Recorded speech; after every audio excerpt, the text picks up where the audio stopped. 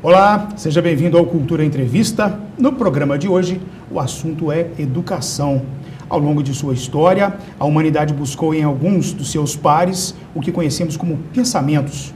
Os maiores pensadores são pessoas que passam a maior parte do tempo em busca de respostas para situações elementares, a começar com a própria existência da humanidade. Preso às dúvidas e tristezas, elaboram tratados, estabelecem paradigmas e levam muitas pessoas, das mais simples aos grandes líderes, a tomar decisões. E agora, no século XXI, em que tudo parece ser atropelado pela agilidade que a tecnologia imprime nesse tempo, qual o papel do pensamento filosófico? Isso é sobre esse tema que iríamos debruçar hoje com o professor de filosofia Weber Campos de Souza. Professor, grato pela presença aqui na TV Cultura. Obrigado. A satisfação é toda minha, Alex. É uma honra poder compartilhar esse momento aqui com você, com o pessoal da TV Cultura, com os nossos telespectadores.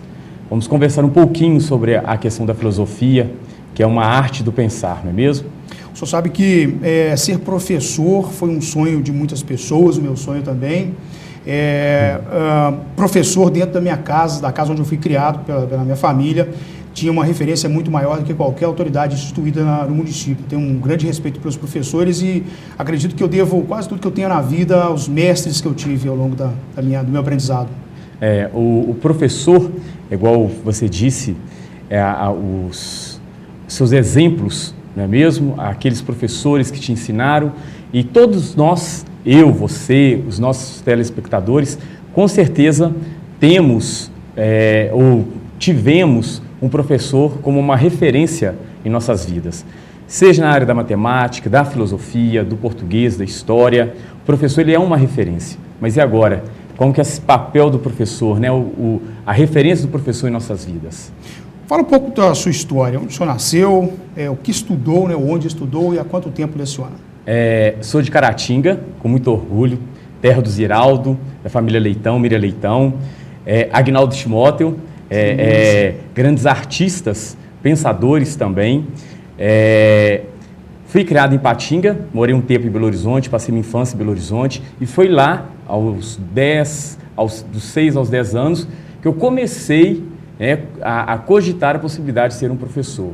E passei minha adolescência, vim para Ipatinga a partir dos 12 anos de idade, e ali comecei a buscar o que eu queria. E ali, no caso, nos 12, 13 anos de idade, eu já sabia que eu queria ser professor. Fiquei em dúvida, História e Geografia. E ali optei primeiro pela História. Sou professor de Filosofia, mas antes formei pelo curso de História no Unileste. Sou pós-graduado também em Gestão Ambiental e tenho o curso de Filosofia, a licenciatura de Filosofia. E agora, Alex, estou em outro ramo também, da Educação Física. Eu acredito que, principalmente hoje, nessa sociedade, o conhecimento ele é infinito. E eu sei Filosofia e História, mas eu também tenho vontade de buscar algo a mais. E ali também, por uma interferência de uma pessoa e também de um grupo, optei agora pela Educação Física. Uhum.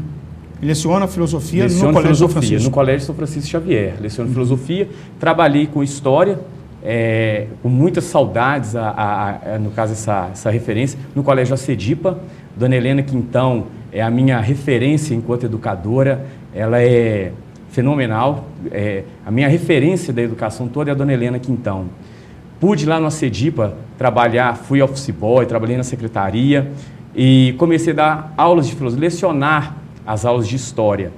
Mas a filosofia foi me atraindo. Passei pelo Acedipa, trabalhei lá durante 12 anos da minha vida, estudei lá o ensino médio, fui para o Colégio São Francisco Xavier, onde eu leciono durante 6 anos. Comecei com a história e ali, com o desenrolar da história, acabei de novo na filosofia. Então, a filosofia foi um amor, né? Ela que me atraiu. O amor pela filosofia começou na prática. Aí, no caso, dando aula de filosofia atualmente. Professor, deixa eu retomar aqui uma indagação que fiz na abertura. Qual que é o papel da filosofia no século XXI? Alex, a filosofia ela tem uma importante missão com relação a esse pensamento do século XXI. Antes de mais nada, a filosofia é um ato de reflexão. O que é reflexão? Reflexão vem do fazer de novo. Quando eu vou fazer uma atividade física, eu posso fazer uma flexão de braços, eu estou fazendo o movimento. Quando eu faço uma reflexão, eu estou dobrando o meu pensamento. Então eu já pensei uma vez e ali agora eu vou repensar aquilo ali que eu já pensei. Então, o maior papel da filosofia hoje é criar cidadãos críticos. Mas como que nós podemos criar cidadãos críticos, né? Qual que é o papel da filosofia? O maior papel é criar meios de fazer com que as pessoas possam valorizar o pensamento. A todo instante nós pensamos, todo instante. Eu estou aqui agora com você, nós estamos conversando, posso estar pensando em uma outra coisa, você também, os nossos telespectadores.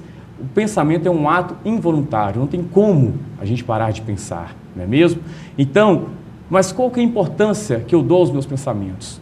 O cidadão ele pode viver nessa correria do século XXI o tempo inteiro, internet, WhatsApp, Facebook, as informações chegando a todo instante, mas espera aí, será que qual o momento do meu dia que eu paro e eu começo a pensar sobre as coisas que estão na minha vida? É o pensamento crítico. É o pensamento crítico. Que leva à tomada de decisões. Sim. E ali, como que eu construo esse pensamento crítico?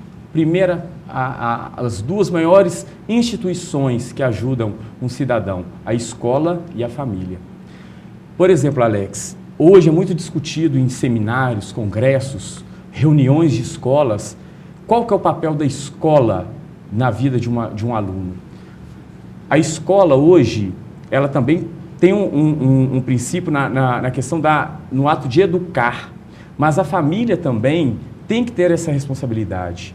Então, o pensar no século XXI, hoje, é uma ligação entre família e escola. A escola hoje, a família hoje cobra muito da escola, mas vou dar um exemplo. Tem um aluno, esse aluno, ele não vê dentro de casa, ali no caso, nas situações do dia a dia com os pais, o hábito de ler, o hábito de dialogar, o hábito de, pai, eu tive esse pensamento, o que você acha? Ele não tem esse hábito. Mas aqueles pais que não criam esse hábito em seus filhos, querem que a escola tenha essa função. Então, mas como que a escola pode ter essa função, criar esse pensamento, esse lado crítico, sendo que dentro de casa não existe esse hábito, né? No ambiente que ele mais deveria ser exercido, ele não é exercido. É onde começa. Por exemplo, Alex, vou citar algo bem particular, mas eu fui criado nos dias de domingo, era o momento que nós tínhamos ali em família, escutarmos músicas. Meu pai, minha avó, minhas tias fazendo ali no caso o almoço de domingo, nós escutávamos músicas, Chico Buarque, Rita Lee, e ali, pai, por que dessa letra, dessa música, o porquê disso? Então ali nós conversávamos. Eu falo no domingo porque era justamente aquele dia que, com calma. Então, como que a família também lida com essa questão com seus filhos? Será que a responsabilidade do educar é somente da escola? Então, a filosofia, aí nós vamos pegando também outras linhas, nós podemos debater outros lados também, mas a filosofia, dentro da escola, ela é uma grande, como que eu posso dizer para você, é um grande meio que a escola tem de ajudar na construção desse aluno, tá? Mas será que são todas as escolas também que têm a filosofia? Né? Então, como que fica esse pensamento do aluno? Como que ele pode construir? Com quem que ele pode conversar? Agora, a disciplina é obrigatório hoje ter na grade curricular? Existe. No ensino médio? No ensino médio, né, as escolas têm, mas infelizmente, principalmente as escolas da rede estadual, não são todas. Nós podemos perceber que existem escolas, até um tempo atrás, por exemplo, o Alex, na rede estadual, que se o menino, eles perguntavam durante a matrícula, qual curso que você pretende fazer? O menino do primeiro ano do ensino médio, ele não sabe ainda. É no ensino médio que muitos vão começar a definir. Então ele falava assim, eu quero fazer engenharia. Então, se o menino optasse pelo curso de engenharia, então a grade curricular dele seria pautada em quê? Em disciplinas voltadas para a exatas. Então a filosofia não entrava. Hoje, há uns 2 anos atrás, né, que começaram as escolas começaram a colocar a filosofia na grade curricular. Mas aí também já existem leis com relação em acabar com a disciplina de filosofia em todas as escolas. Mas também já temos outras leis que, de deputados querendo colocar a disciplina de filosofia como uma questão de obrigatoriedade no ensino fundamental 2 e no ensino médio. Lamentável, eu acho que um pensamento particular, eu tive contato com antropologia, com sociologia, com filosofia, isso infelizmente só no terceiro grau que eu fui conhecer isso, mas acredito que, dada a importância que isso tem para a humanidade, deveria fazer parte da grade curricular, sim, do ensino médio. Sim. E de ponta a ponta nesse país. Não é possível dispensar um assunto desse. O ato de pensar, eu achei formidável a abertura que quando você disse a questão do pensamento desde a antiguidade. Um ponto muito importante quando você comentou dos mais simples, né, até os mais poderosos. O pensamento, hoje em dia, como o pensamento ele é tão importante, principalmente nos dias de hoje, e como as pessoas não valorizam o ato de pensar. Por exemplo, a questão do lado racional, o pensamento racional, começou com os filósofos pré-socráticos. Quem que eram os pré-socráticos? Eram filósofos que vieram antes de Sócrates. E ali a primeira pessoa que contestou a mitologia, porque até então, durante a Grécia Antiga, as pessoas acreditavam na mitologia sim. Existia um período na história da humanidade em que as pessoas atribuíam aos fenômenos naturais, muita chuva, seca, a ações divinas. E ali Zeus, Poseidon e outros elementos da mitologia. Tales de Mileto plantava azeitona, ele era da cidade de Mileto, por isso que o sobrenome dele, Tales de Mileto, porque não existem muitos relatos, quer dizer, não existem relatos do próprio Tales, se perderam durante a história, e ali o Tales, ele teve uma importante função no ato do pensar, da filosofia racional, do pensamento racional. Espera aí, até que ponto uma ação divina tem sobre a minha vida? Não quero colocar aqui, nós não estamos falando nada de religião, não é isso, mas será que tudo que eu faço é de acordo com os deuses? Né? Tudo são os deuses que querem? Então, a partir do momento que o Tales criou esse pensamento racional, eu imagino assim, uma sociedade em que antes de Cristo, há muitos anos atrás, e como que as pessoas começaram, esse cara é louco, como que ele pode dizer algo sobre isso? Questionar as divindades, né? Questionar as divindades. E ali o Tales de Mileto, ele falou assim, pessoal, vamos parar e vamos pensar. Então, o Tales de Mileto, ele começou a trazer um pensamento racional. Por isso que, para nós, da filosofia ocidental, Tales de Mileto é considerado o primeiro filósofo do nosso mundo ocidental, porque foi ele a primeira pessoa. A partir do momento que o Tales de Mileto começou a questionar essas ações divinas e buscou a valorizar o pensamento racional, e ali, com o desenrolar, né, da história da humanidade, nós podemos perceber que, como existem pessoas que querem manipular o pensamento das outras. E essas pessoas que são manipuladas, elas não sabem o poder que tem do pensamento. Eu penso de uma forma, você pensa de outra, né? Então, essa construção do pensamento, o individualismo, como é importante para a construção da coletividade humana. E, infelizmente, pouquíssimas pessoas sabem essa importância do pensamento. Daí a importância de ser estimulado ao pensamento crítico, ao conhecimento da possibilidade de mudar a partir do conhecimento racional. Claro. Sim, claro. O conhecimento racional, a partir do momento quando os pré-socráticos começaram a buscar pensamentos racionais, primeiro filósofo, Tales de Mileto, que acabei de citar, logo depois nós temos Pitágoras, um grande matemático e músico. Por meio da racionalidade, Pitágoras ele conseguiu criar outras condições da música. Nós temos o Anaximandro, quando ele fala sobre o apeiron. O Anaximandro foi aluno de Tales de Mileto, e ali ele começa, professor, o senhor é muito inteligente, mas espera aí, você fala que a água é que foi o elemento primordial do universo, mas afinal, de que é feita a água? Então, é isso que é o bacana do pensamento racional. As pessoas pensam e ali, elas, em cima de outros pensamentos, vão buscando e encontrando outras respostas. E ali depois nós temos o Anaxímenes, que falou sobre o ar, Heráclito e Parmênides, um fala sobre a permanência, que as coisas não mudam, já o outro debate, já fala, não, peraí, as coisas mudam, não são as mesmas coisas mais, e ali a humanidade vai crescendo e tem que perceber essa importância do pensamento, principalmente hoje no século XXI. Bom, eu faço ideia, você falou agora há pouco da manipulação do pensamento, do quanto que um ser humano pode manipular o pensamento do outro, e nesse momento dessas comunicações superficiais, então isso deve estar fervilhando aos montes por aí com informações equivocadas, pensamentos totalmente distorcidos, dissociados da realidade, vamos dizer assim. O Alex, eu fui um aluno nos meus primeiros anos ali do ensino fundamental, fui da década de 80, e na década de 80 eu lembro que quando um professor marcava uma pesquisa, era na folha de papel ao maço, e ali o professor ele marcava a atividade e dava um prazo de 30 dias para o aluno fazer. Por quê? Nós só tínhamos o acesso à informação na biblioteca da escola. E ali pouquíssimas pessoas tinham uma enciclopédia Barça e um colega emprestava para o outro. Então, o trabalho ele era demorado devido ao... como que o acesso a essa informação, conhecimento, ele era muito restrito. Hoje em dia, eu posso, dentro da sala de aula, pedir uma pesquisa, amanhã os alunos podem trazer, amanhã não. No mesmo instante, se eu estiver em uma aula, pessoal, vamos fazer uma pesquisa agora na internet, vamos para o laboratório de informática, os alunos eles têm acesso a esse conhecimento. Mas o que é o verdadeiro? Né? É uma outra questão, quando você perguntou a importância do conhecimento hoje no século XXI, dessa reflexão, um outro fator em cima disso daí. Todo conhecimento que chega até a mim, ele é verdadeiro?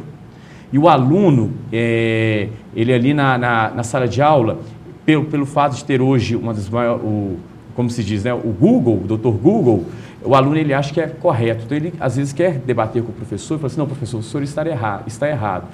Então, o papel do professor ali também, a função no momento, é de colocar a veracidade. Né? Espera aí, está certo até que ponto? Então, esse acesso à informação hoje é muito complicado, principalmente hoje para os nossos alunos que têm ali a faixa etária entre os 10 anos de idade e até no ensino médio. O conhecimento hoje, ele é muito rápido.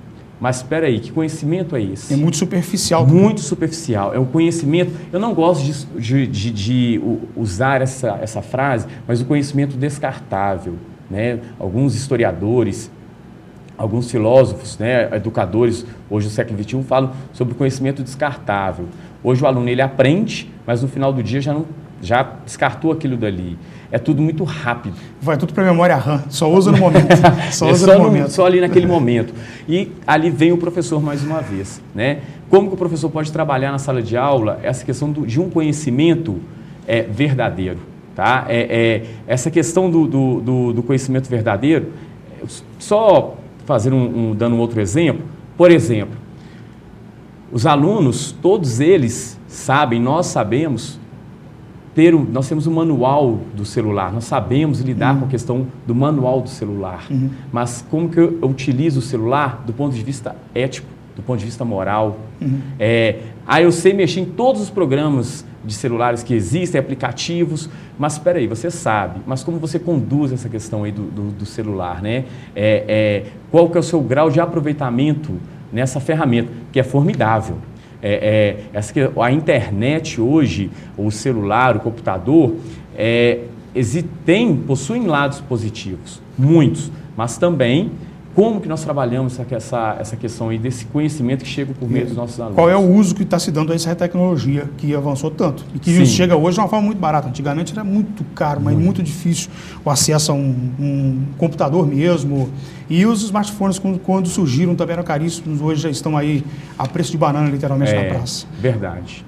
Vamos a um rápido intervalo, vamos tomar uma água aqui e voltamos com esse colóquio filosófico do Cultura Entrevista de hoje. Um minuto só. Alex.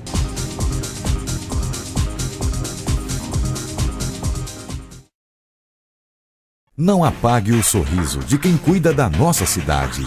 Nossos agentes ambientais pedem a sua colaboração. Descarte seringas, cacos de vidros, espetos de churrasco, pregos e latas de conservas com os devidos cuidados. Embale-os antes do descarte. A gente cuidando da nossa cidade sem acidentes. Coleta Segura, o seu jeito de cuidar dos agentes ambientais. Vital Engenharia Ambiental. A A Associação dos Aposentados e Pensionistas de Ipatinga, a API, agora sob nova direção, é uma entidade que cresce com os pés no chão. Vem aí a Unidade 3 no Canaã, a conclusão da ampliação da sede administrativa e muitas outras ações visando mais espaço e comodidade para associados e dependentes. Com união e espírito de equipe, a atual diretoria tem o compromisso e a responsabilidade de gerir essa entidade que não para de crescer. Associação dos Aposentados e Pensionistas de Ipatinga, uma entidade administrativa com visão de futuro. Atenção! Luz, câmera, gravando. Todos os momentos devem ser registrados com qualidade e profissionalismo. Lana Vídeo Produtora Audiovisual, especializada em vídeo empresarial, documentários, comerciais para TV e eventos sociais. A equipe Lana Vídeo lhe atende com profissionais capacitados para fazer o melhor registro do seu evento. Lana Vídeo Produtora Audiovisual. Ligue e agende uma visita. 38216992 ou acesse lanavideo.com.br.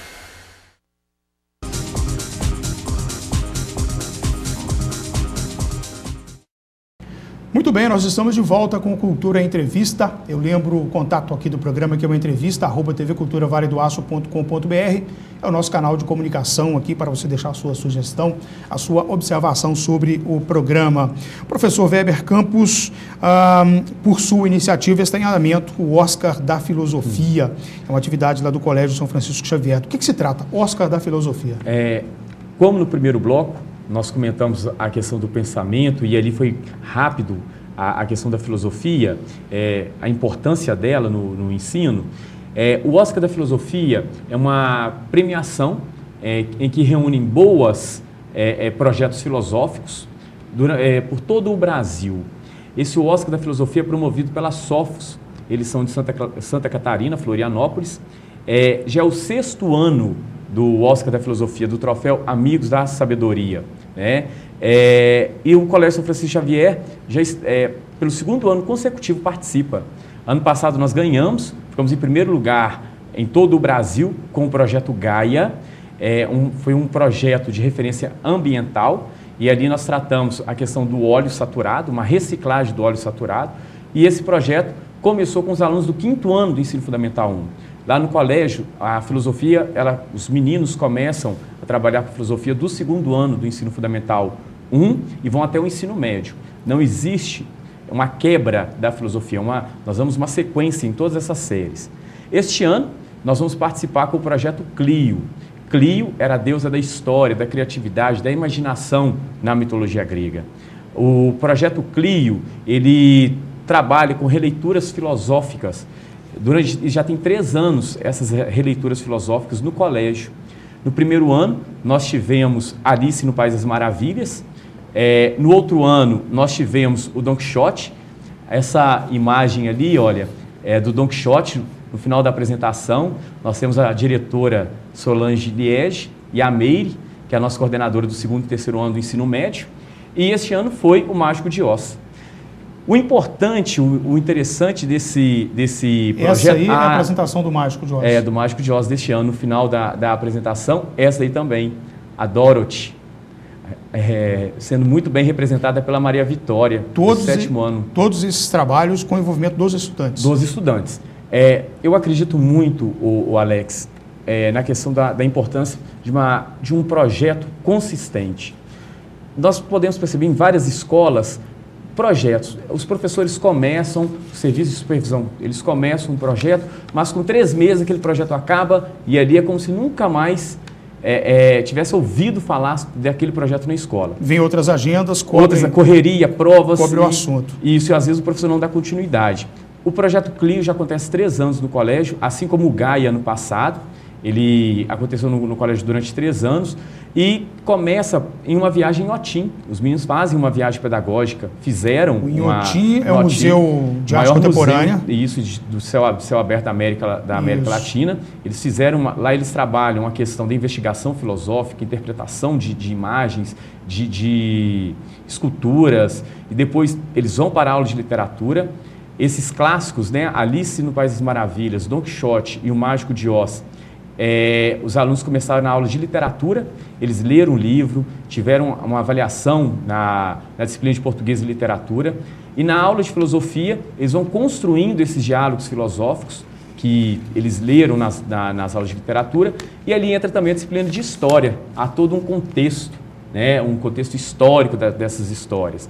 Nós vamos fazendo essas releituras. É formidável o projeto, é o período mais estressante do meu trabalho.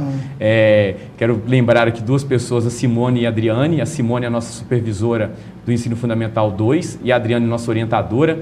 É um trabalho em equipe, e ali as duas ficam nos bastidores e às vezes não são citadas, mas o sucesso do projeto é devido a esses dois grandes braços que nós temos lá no colégio. Pois é, e a garotada, como que recebe isso? De início, o Alex, o aluno levanta a mão: professor, não sei fazer nada, não sei dançar, não sei interpretar, o que eu vou fazer? O projeto ele é dividido durante a segunda etapa do colégio, do calendário letivo, que nós vamos trabalhar com aquele aluno. Se ele sabe tocar algum tipo de instrumento, cantar, vamos aproveitar esse dom do aluno. Eu sei ler muito bem, então você vai ser o nosso comentarista. O professor, não sei fazer nada de apresentação, mas eu sei fazer lembrancinhas. Ótimo, vamos então fazer as lembrancinhas. Professor, posso fazer uma recepção aos pais? Pode. Então os alunos, eles apresentam e participam do projeto com aquilo que eles sabem fazer de melhor. Nós aproveitamos todos os alunos daquele segmento. O resultado do programa desse ano sai quando? 19 de setembro. 19 de setembro sai o resultado. É um período também assim, de grande ansiedade por todo o Colégio São Francisco Xavier. Eu quero lembrar também que o projeto Clio é o único projeto do Estado de Minas Gerais. Então, nós estamos representando o Estado de Minas Gerais. Ano passado, nós tivemos 3 escolas com a gente. Este ano é só o projeto Clio. Nós temos escolas do Sul, do Nordeste, da região Centro-Oeste, do Brasil inteiro. Ok. Já começou a ser divulgado também, já tem hoje, edição de quinta-feira do Jornal Diário do Aço, já tem uma matéria, uma reportagem, uma notícia, na verdade. Sim, né? Na página 4, né? Sobre esse assunto. Quem quiser conhecer um pouco mais, está aí também na página do jornal. Professor, também no projeto agora as pessoas podem participar, né? De que forma que a população deve participar? Antes de mais nada, o Alex, eu gostaria também de agradecer ao pessoal do Fala Ipatinga, da fanpage no Facebook. São também são grandes colaboradores que nós temos. Já nos ajudaram na divulgação. Foi, se não me engano, na quinta-feira que eles começaram a divulgação. E a votação, nós estamos na segunda etapa. Como que ocorre? A primeira etapa, nós encaminhamos o nosso projeto e ali filósofos vão discutir se esse projeto realmente é filosófico. Vale a pena representar a filosofia no Brasil inteiro, criar essa filosofia viva. Depois desse processo da aprovação, vamos para a segunda etapa, que é agora a votação popular. Essa votação popular é no site www.editorasofos.com.br/site/24-troféu-filosofia. E ali, no caso, gostaria de pedir o apoio do pessoal da nossa região, do Vale do Aço, que votem no nosso projeto Clio, número 22 da lista. São 41 projetos concorrendo, e o nosso é o de número 22. É um dos poucos de Minas Gerais que participa. Este ano é o único de Minas Gerais. É o único de Minas Gerais que participa. Gente, vamos valorizar os talentos, o esforço da terra, da nossa terra, claro, para que ganhe esse concurso esse ano mais uma vez. Vamos agora a um rápido intervalo. Nós voltamos logo na sequência aqui do Cultura Entrevista. Esse bate-papo filosófico hoje sobre educação, sobre filosofia, com o professor Weber Campos de Souza. É um minuto só.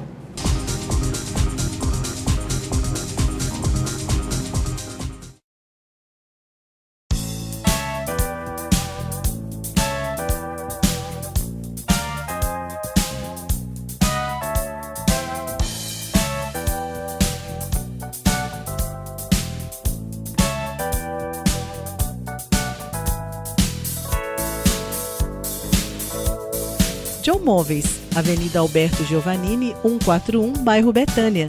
Telefone 3826-6952. trabalhando com procedimentos supervisionados desde o corte de chapas até a sua instalação. A Comercial Vidromax e Tempermax utiliza tecnologia de ponta e equipamentos de última geração, maquinário próprio para lapidar e bisotar vidros, além do moderno forno para têmpera de vidro, instalação de vidros comuns, box em acrílico e vidro temperado, esquadrias de alumínio em geral. Comercial Vidromax e Tempermax, Rua Pelicano, número 60, Vila Celeste.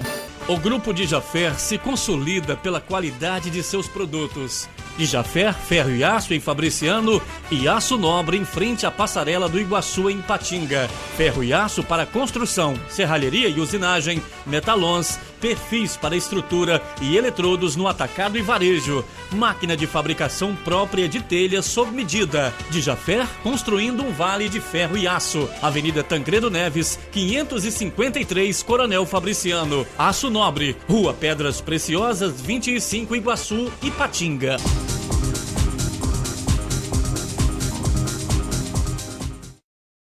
Voltamos com Cultura Entrevista, que tem como tema hoje a filosofia. Professor Weber Campos, Weber também, Max Weber, pensador também, é um dos contemporâneos. Sim, um dos grandes pensadores. Na verdade, é muito engraçado essa questão do meu nome. Professor de filosofia e professor de história. Uhum. E aí Weber, eu tive um professor chamado Roberto Abdala na faculdade do curso de história, e eu lembro e aí o Abdala valorizava muito essa questão do meu nome. E eu fui criado pequeno ali nas séries iniciais. Quando eu fui alfabetizado, não existia ainda a questão da letra W na questão do... É verdade. Não K, tinha W, um K, Y, isso. não havia E ali eu lembro da professora ensinando o W, né? E não existia. E ali, o Alex, eu ficava assim, poxa vida, não tem nada com o meu nome. Como é que se pronunciava? Weber? Weber, né? Então, assim, não tem nada na minha vida. Não, desculpa, não tem nada com o meu nome, nada. Aí, quando eu entrei na faculdade, eu também não tinha prestado atenção, e aí o Roberto Abdala, no terceiro período do curso, não, seu nome, Karl Max Weber, é muito bonito pronunciar, tudo a ver com a sua carreira. E ali, depois dessa citação do Roberto, mudou minha vida, mudou meu nome. Que bacana. Você queria falar sobre Platão. Ah, sim. Falando sobre a questão do bate-papo filosófico, esse momento tão rico aqui para a nossa região, o programa que vocês oferecem, a qualidade, a questão do pensamento, queria buscar um pouquinho lá na questão do Platão agora. O Platão, ele reunia ali no banquete de Platão, né? O que era o banquete de Platão? Ele reunia os amigos e ali eles debatiam, eles conversavam vários assuntos ali do momento da vida deles, né? Então era um momento rico do pensamento, o que você pensa sobre isso, o que eu penso sobre aquilo dali. E ali em um dos banquetes de Platão vem a questão do amor também, eles falavam muito a questão do amor. Então, esse momento que nós estamos aqui agora é como se fosse a questão do banquete de Platão mesmo, né? Essa troca de conhecimento, essa informação, essa transmissão aí de conhecimento é muito importante. E mais uma vez, ressaltando que o conhecimento ele não é um assunto apenas da atualidade. O conhecimento ele é um assunto antigo, né? Já veio lá desde antes de Cristo. Tá, lembrando que Platão viveu 347 anos antes de Cristo, aproximadamente 340 anos antes de Cristo. O Platão, o Alex, é formidável também quando ele comenta a questão do mito das cavernas, a alegoria.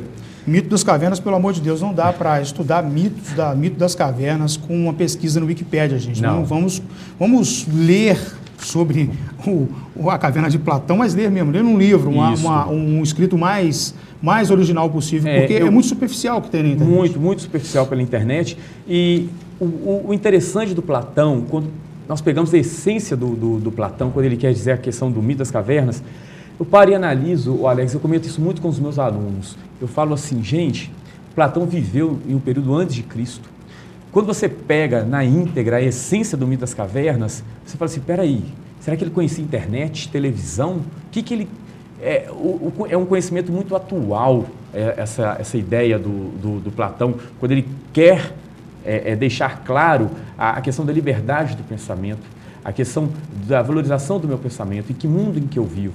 Será que eu vivo em um mundo de manipulação? Eu tenho ali a internet, eu tenho a televisão, eu tenho o meu colega, ele comprou um tênis novo também, então eu também tenho que ter. Então, como que o Platão, ele antes de Cristo, ele já conseguiu trazer esses assuntos para a nossa humanidade? Você sabe quando é que eu me sinto assim dentro da caverna de Platão e com a necessidade de chegar lá fora e ver o que está acontecendo? O que está gerando aquela sombra? Quando o cidadão chega em casa à noite, depois do trabalho, e vai assistir o noticiário econômico da televisão. Sim. Ô, gente, fora da realidade o que se noticia na crônica da economia no Brasil. É uma coisa absurda, assustadora. O cidadão que assiste hoje o noticiário econômico de TV à noite, eu duvido se você consegue dormir, eu duvido. Porque parece que tem um caos roendo todo o planeta e você está dentro da sua sala assistindo televisão. A impressão que se dá é essa. É quando eu lembro na hora da caverna, do mito da caverna de Platão. Feliz você, Alex, que tem essa consciência. Hoje o cenário que nós vivemos, eu quero dizer não apenas no Brasil, mas no mundo inteiro, né? A crise na Europa, a questão da Grécia, o que eles têm passado ultimamente, aqui no nosso país. Quando eu ligo a televisão, eu vou assistir o noticiário, ou vou acessar hoje, pela questão do meu tempo, o acesso à questão da internet, então eu vou em alguns sites e vou buscando as informações, eu paro e analiso, gente, em que mundo que nós vivemos, né? O que está acontecendo, como que eu posso contribuir para esse mundo, né? Quando nós comentamos essa questão, a minha contribuição para o mundo, não é sair e fazer revoluções e gritar para os quatro cantos. A revolução começa dentro de mim, né? Dos meus atos, a questão da ética, a questão da moral. Lembrando rápido, não existe a questão a uma pessoa sem ética, né? Eu não posso falar jamais, você não tem ética para falar isso de mim. Existem as pessoas antiéticas, e aí depois nós podemos conversar isso em outro programa, tá, Alex? Muito interessante a questão da ética e da moral, mas um cidadão hoje que assiste um noticiário, que lê um site na internet, como que ele não para e analisa o contexto em que ele vive? O pensamento que ele faz. Professor, podemos falar aí, quem são os grandes pensadores desse momento do século XXI? Olha, Alex, eu gosto demais do Nietzsche, mas infelizmente o Nietzsche, as pessoas interpretam às vezes a questão do pensamento do Nietzsche um pouco errado, quando ele vai falar que Deus está morto, né, que nós matamos Deus.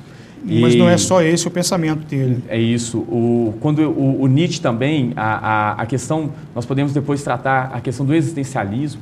Nós temos aí o Sartre, que também é um assunto super atual também da questão da nossa sociedade. Nós temos também, igual a questão da ética e da moral, que é uma questão do lado contemporâneo, os filósofos que tratam essa questão da ética e da moral. Outros filósofos também que nós podemos colocar hoje, atuais, Karl Marx Weber, né? O Weber, quando vai falar sobre a luta de classes. Nós temos ali um pouquinho antes também desses filósofos, o Thomas Hobbes, quando ele fala que o homem é o lobo do próprio homem, muito atual aí também na nossa sociedade. Nós temos o Locke, um pouquinho antes também, mas também muito importante, quando eles vão falar sobre os contratos sociais. Temos aí Durkheim também, que saiu lá. Sim. Daquela mesma época aliás, é posterior a Marx, né? Ele é posterior a Marx, a Karl Marx, que é do campo da economia, né? Filosofia econômica. Filosofia econômica. A questão da economia também, ela é muito tratada na questão da filosofia, porque muitos filósofos, o Alex, tratam ao poder econômico como uma questão de poder. O homem, durante toda a sua evolução, como que ele teve a questão do lado financeiro como a questão do poder. Hoje, tanto nos grandes impérios, nós temos ali um pouquinho antes, vamos pegar o século XIX, século XX também, que isso ficou muito característico, a questão do poder, da invasão. Eu vou invadir o outro país. Hoje, essa invasão é por meio da economia. Produtos que são vendidos nos nossos países, e ali eu deixo de comprar um produto brasileiro para poder comprar um outro, porque eu tenho na minha cabeça que aquele do outro país é melhor do que o meu. Né? E tem alguns pensadores que dizem que a maior moeda do século XXI é a informação. E tanto é que vira e mexe tem algum governo denunciando que foi espionado por um outro governo, o outro quase sempre é os Estados Unidos. Na verdade, toda essa nossa conversa, todo esse nosso diálogo aqui de hoje, no programa de hoje, tem que deixar muito claro essa questão da informação, do conhecimento, né? As pessoas, aí quando eu falo as pessoas, grande parte da população não tem essa consciência, eles não criam uma conscientização dessa importância do pensamento e como que nós somos invadidos, bombardeados o tempo inteiro com relação a uma pessoa para pensar para nós. A informação manipulada, não há um estudo científico sobre isso, mas algo em torno de 50% que circula na rede mundial de computadores, na internet, aí no Facebook, que você adora, que nós adoramos, o WhatsApp, que nós estamos aqui no dia a dia. Agora mesmo estava com informação errada, equivocada. Sabia que a informação não procedia, porque eu tinha informação, a origem dela sabia que era equivocada, mas chegava ali como verdade, quando na verdade, quando na prática era uma informação equivocada. Algo em torno de 50% do que você lê na internet não tem lastro com a realidade, não tem apuração devida, não tem conteúdo, ou é muito superficial, ou ela foi distorcida. E não foi distorcida por acaso, não, foi distorcida porque alguém está interessado em que você tenha uma consciência equivocada. O Alex, eu converso, na verdade, um dos grandes professores que eu tenho hoje na minha vida, enquanto educador, enquanto professor, são os meus alunos de 7 anos de idade até os 10 anos de idade. Eles são assim, essa construção do pensamento filosófico ali nos primeiros anos do ensino fundamental é fantástica, formidável. Então eu chego na sala de aula e eu falo assim com eles: qual que é a intenção da Mônica, da turma da Mônica? Qual é a intenção do Cebolinha, do Casquinho e da Magali? E ali eles começam a pensar, e ali eu vou construindo com eles o que a mensagem de cada personagem. E ali, lá no ensino médio, e nós temos o filme Os Vingadores, Capitão América, né? Qual que é a representação do Capitão América nessas histórias em quadrinhos e nos filmes? As cores do Homem-Aranha. Então, às vezes as pessoas vão assistir por assistir, por um efeito especial, eu gosto de um filme que tenha muita ação, mas eles esquecem a essência, o porquê daquilo ali. Correto? Então, lá os meus alunos do Ensino Fundamental 1, eu aprendo muito com eles. Quando eles vão conversando comigo, vão perguntando, e eu falo assim, peraí, eu não pensei por esse lado. E um dos grandes questionamentos dele, o porquê da filosofia, o porquê eu tenho que estudar filosofia. E ali você mostra que a filosofia ela está presente, constante no nosso dia a dia, correto? Então isso é muito importante, de criarmos esse pensamento crítico desde os nossos meninos, dos nossos alunos pequenos, porque são eles que serão cidadãos do futuro. Né? Legal. Olha, professor, deixar aqui o espaço para suas considerações finais e agradecer novamente pela presença aqui na TV Cultura. Eu, novamente, né, eu gostaria de agradecer esse convite. Foi, assim, formidável. Gostei muito de poder participar deste programa. Assisto vocês, já algumas apresentações de vocês. Eu acho muito importante isso. Realmente, nós temos que divulgar programas desse nível cultural aqui na nossa região. E eu gostaria de deixar aos nossos telespectadores uma mensagem da questão do conhecimento. Né? O conhecimento, o verdadeiro, ele começa por meio da pergunta. As perguntas é que vão mover o mundo. Né? Por que existem hoje os aparelhos, toda essa questão eletrônica na nossa sociedade? É porque uma pessoa perguntou, para que serve isso? Ou como que eu posso fazer desse jeito? Assim, então, eu gostaria de convidar os nossos telespectadores a perguntarem mais, a questionarem mais. É assim que eu construo um pensamento filosófico, um pensamento crítico. Eu tenho que colocar dentro de mim que eu vivo em uma sociedade, eu sou um indivíduo, mas eu pertenço a essa sociedade.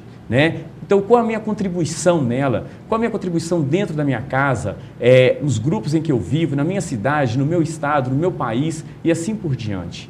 Então, quero convidar as pessoas a perguntarem, a questionarem mais. O porquê que isso está acontecendo? Não é por meio de uma imagem do WhatsApp ou do Facebook, um vídeo. Aí eu gostei, então eu vou curtir, eu vou compartilhar. Né? Peraí, qual que é a essência dessa informação? São as duas questões que devem ser levadas em conta. Como isso está acontecendo e por que isso está acontecendo. Isso como mesmo. E por quê?